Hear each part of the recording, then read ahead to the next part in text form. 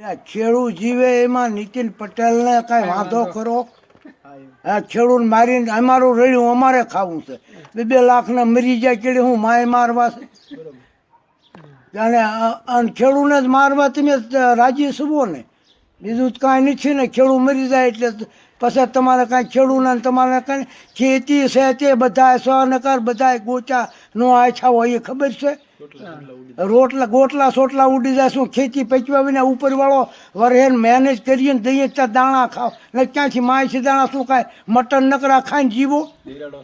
અને આ દરેડો ઉપરથી ભગવાન જ કહી દેતો ઘઉંનો બાજરાનો તેલનો. હા, આમ અહીંયા લોહીને પાણી એક થાય ત્યારે પાકે છે. એક મણ કપા વેણીએ ત્યારે 2 રૂપિયા આપે હાથ સુધી દાડીએ જાય ત્યારે.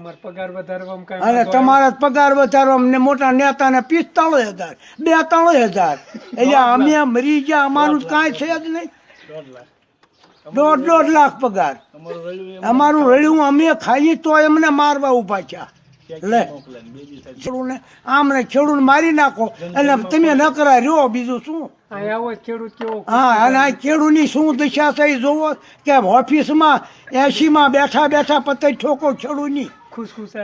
હા, ત્યાં ખોલાવીને આપશું, આમ આપશું, તમારા વ્યાજ માફ કરશું, કાંઈ કોઠો કર્યું નહીં.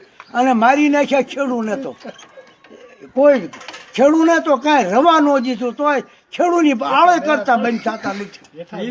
5-7 વર્ષથી વાહે પડી ગયા. હવે શું કરવું છે કાંઈ?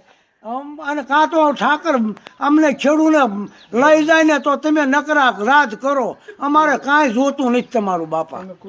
અને તમે નકરા કૂદો ઓફિસોમાં વાતું કરો ને 80માં કૂવો.